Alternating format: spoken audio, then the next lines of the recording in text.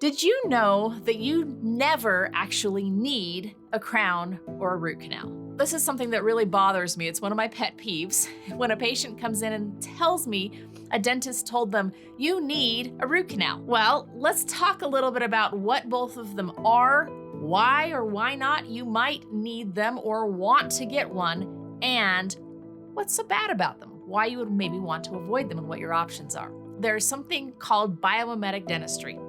Biomimetic dentistry means that we're mimicking nature. We're recreating what nature gave us. Well, both a root canal and a crown are actually not mimicking nature. We want to increase the strength of the tooth. We want to increase the resilience and the longevity of the tooth. We want to improve the function of the tooth, and if possible, we'd like to make it even look a little bit better. So there are issues with both root canals and crowns in this arena. Let's talk about root canals first. When a root canal is done, the inside of the tooth where the nerve and the blood vessel lives is cleaned out and filled up. Unfortunately, there are all sorts of little tubes that go off of that main canal that's cleaned and filled that cannot be cleaned or filled, so dead tissue remains. What this does is leads an area that is very susceptible to infection. That dead tissue always attracts bugs, and those bugs start to create little communities all around the dead tissue, which we call an infection. That infection then starts to destroy the bone in the area.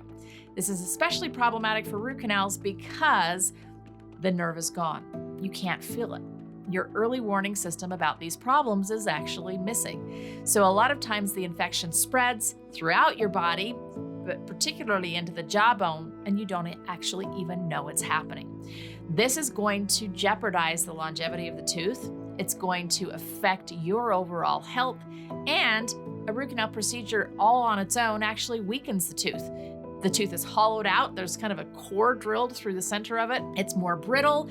It's not alive anymore. There's no blood flow, and it's very prone to breaking, which is why after a root canal is done, typically it's recommended to do a crown because you have this hollowed out, brittle tooth left that has to have something over it to support it and strengthen it. If a tooth that has had a root canal doesn't have a crown, frequently the tooth ends up breaking, and often it breaks in a way that it's no longer restorable. You can't actually put a crown on it later. So these are two bedfellows. Basically, when a root canal is done, pretty much always a crown is done after. So ideally, we would avoid the root canal entirely, right? I'm going to tell you how we can do that. Let's talk about the crown second. Sometimes it is on a tooth that has had a root canal, but oftentimes it's on a tooth that just has an old big filling. It has a big cavity. It has something that's broken off. Let's say a front tooth that lost a chunk because you fell and broke the tooth. So then a dentist again tells you you need a crown. Well, let's talk about, do you really need it or not? A crown is a little different than a root canal. A crown is meant to be supportive or to strengthen the tooth. However, if the tooth still has enough strength on its own, if there's still enough tooth structure, there's still enough enamel, there's still enough left, there's still cusps left, there's still enough there, then my preference is not to do a crown, because let me explain what we do when we do a crown. The tooth is here. To do a crown, we have to make space all the way around 360 around the tooth for the material, for the porcelain that the crown is made of, as well as room on the top of the tooth for the material. So in order to do that, we have to remove tooth structure all the way around and all the way across to the top. And it's a fairly significant amount of tooth structure that we have to remove. 1 millimeter to 1.5 millimeters of enamel is removed from the tooth all the way around. Well, on most teeth, that's all the enamel they have. So I like to think of this as removing all the insulation, all the protection, and all that's left behind is the dentin and the nerve, which is going to be sensitive. First of all, this is why it has to be covered over, but it's also going to be more prone to being sensitive. Even that trauma alone may kill the tooth. The tooth may end up dying because of the crown procedure that's done. Not only that, but bonding, or the way that we glue the crown on, works best if we can glue it to enamel. But remember, I told you we just removed all the enamel. So what are we gluing it to? We're gluing it to the dentin, and those bonds, the gluing potential or strength between dentin and a dental material, is much less than it is to enamel. So you're chewing with this crown, it's rocking around, doing these kinds of things, and often a little leak will form. A seal will break because that bond or that glue isn't very strong. The seal will break, it will start to leak, and you get new cavities underneath the crown. You can't clean underneath there, we can't see underneath there, and we don't know till the cavity is quite large. These are the issues with crowns and root canals. It often leads down a typical path. A tooth goes from healthy tooth, nothing wrong, small cavity, small filling. Bigger cavity, bigger filling. Crown, root canal, tooth is lost, and you end up doing a replacement of some variety. This is shown in literature over and over and over again, the life cycle of a tooth. Once a crown or a root canal has started, most likely that tooth will be lost at some point in that tooth's future. Can we avoid all of this? The answer is yes. This is such great information, and I will love that I'm able to share it with you. This biomimetic dentistry that we're talking about, we want to mimic nature. So let's go back to the root canal. What can we do instead? Well, a root canal is usually done when the nerve is affected or infected. Now, what are the difference between those two things? Affected means, let's say you've had a break on your tooth, a crack on the tooth, and the nerve is hypersensitive now because it's exposed. The nerve itself isn't exposed, but there's tooth structure there that's exposed, and that tooth structure has little tubes that go directly to the nerve, so it's hypersensitized. It hurts, it's sensitive, it's hot, cold sensitive, those kinds of things. Well, in that case, if the tooth is just affected, there's something we can do about it. The other side of the coin is if the tooth is infected. What that means is a cavity or something has gone all the way to the nerve of the tooth, and it's actually already killed the nerve inside of the tooth. And there is already bacteria growth inside of that nerve tissue and that root canal area. So once a tooth is infected, it's already dead and it already has bacteria growing there. The option of choice is going to be to remove and replace that tooth. Now, you might think that that sounds really drastic, but I told you if you do a root canal, it's heading that direction anyway, but you may be very ill because of it in between the time that the root canal was done and the tooth was removed. So what we say is let's just remove it now before that impact has happened to the rest of your body. Remove and replace it the right way, because your body is healthier now than it's going to be down the road if this is reinfected. So that's the infected side. The other side is the one that we really want to talk about. If the tooth is just affected, it's sensitive, it's cold, it's hot sensitive, it hurts a little to bite on, but the tooth is still alive. We know it's still alive. This may be because of a break, it may be because of a deep cavity. Most commonly, it's going to be because of a deep cavity. Well, this is what we are able to do. A tooth that has the nerve exposed, meaning we can actually see the nerve inside of the tooth, will often lead to death. That tooth will die. The idea is we don't want to expose the nerve tissue if at all possible.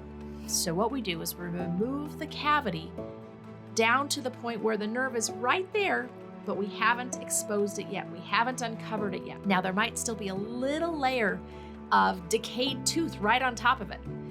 We can treat that. We use ozone, and ozone kills all bacteria. Doesn't matter what it is, it'll kill it.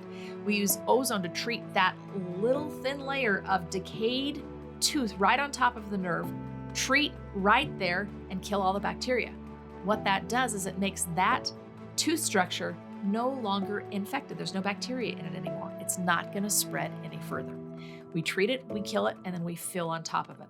The beautiful thing is now we've preserved the tooth. The nerve isn't exposed, and the tooth is able to heal itself and continue living. Once it continues living, we have other options for how to replace the missing part if you have a lot missing. We have a lot of people come to us just for this one thing alone. They say, my dentist told me I needed, remember I hate that word, I need a root canal. What do you say? My first question always out of my mouth is, does the tooth still hurt? Is it still sensitive? If it is, I am so happy. Yes, I'm so glad that tooth is so sensitive. Why? Because that means the tooth's still alive.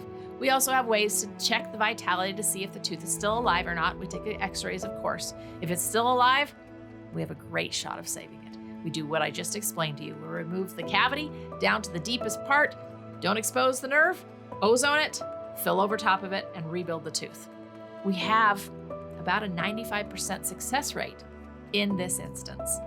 that we don't have to kill the tooth in order to save the tooth, which is amazing. And you know, it's interesting, 60 to 80% of traditional crowns and root canals can actually be avoided.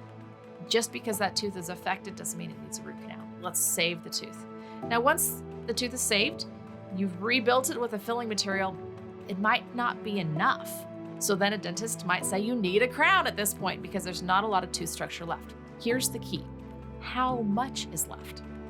If there's still a cusp tip, meaning if one of those bumps on the tooth is still alive, is still there, if there's still a front or a back of the tooth that the cavity hasn't extended onto, if there's still a significant amount of tooth left, then it doesn't need a crown. We do something called an onlay that's much more conservative. What an onlay is we remove just the affected portion of the tooth, we clean it out, we strengthen it, and then we cover over just that portion. So rather than taking off tooth all the way around and all the way across the top to put a crown over the whole thing, we just clean up and shape the parts that are already missing because of the cavity, because of the break, whatever it might be, and we just cover over those portions. So it's more conservative and you keep the enamel. Remember, the enamel is that insulation, it's that protective piece that you really need.